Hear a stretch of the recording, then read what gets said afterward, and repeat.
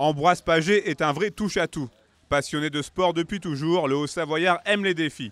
Après une première carrière de skieur alpin, un passage par la case entraîneur et un métier de charpentier, il a choisi à l'hiver 2022 à 23 ans d'embrasser une nouvelle carrière sportive avec le ski cross. Moi, l'alpin, ce que j'aimais, c'était la vitesse, quand même, la descente. Aller vite, les sensations, la petite peur au départ. Et en ski cross, je retrouve exactement la même chose. Alors, on a des vitesses moins élevées, mais on a des sauts plus impressionnants. Et puis le côté 4, où en ski cross, tu as l'adversaire qui est à côté.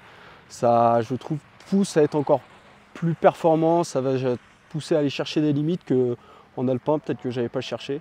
Et ouais, c'est agréable d'être à 4, un peu gladiateur, et ça a ce côté très prenant où tu as une dose de sensations qui sont assez folles. Cette semaine, Ambroise Pagé et les membres de l'équipe de France sont au saisis pour une étape de la Coupe d'Europe de ski cross avec 2 courses prévues jeudi et vendredi.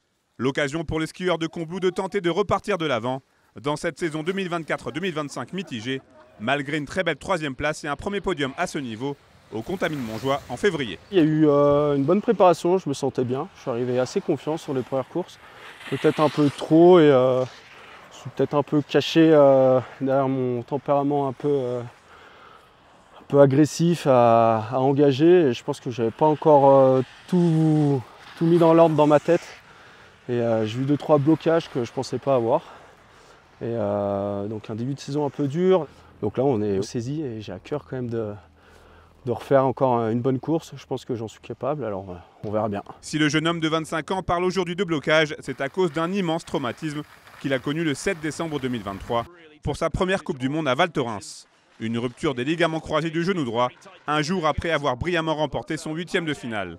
Un ascenseur émotionnel qu'il a su appréhender grâce à son entourage. Il a beaucoup d'autres qualités, mais sa principale et celle qui fait vraiment la différence, je pense que c'est son engagement. Mon rôle, je pense que ça a été déjà dans un premier temps de le rassurer sur le fait que sa bonne performance, c'était pas dû à de la chance, c'était dû à son niveau et qu'elle reflétait son niveau, son réel niveau de ski, et que ce jour-là, il avait réussi à tout mettre en place et que tout s'était bien goupillé. Et dans un deuxième temps, c'est aussi de lui dire que c'était pas fini, que les blessures ça arrive dans notre sport, et qu'il fallait tout de suite, il fallait prendre un petit temps effectivement de se remettre un peu de ses émotions et tout, parce qu'on est passé de très haut à très bas en une fraction de seconde. En rechaussant les skis, Ambroise Pagé a fait le choix, il y a quelques années, d'une vie moins confortable, en laissant de côté ses 2 emplois rémunérateurs, car l'appel du sport et du ski cross était trop fort.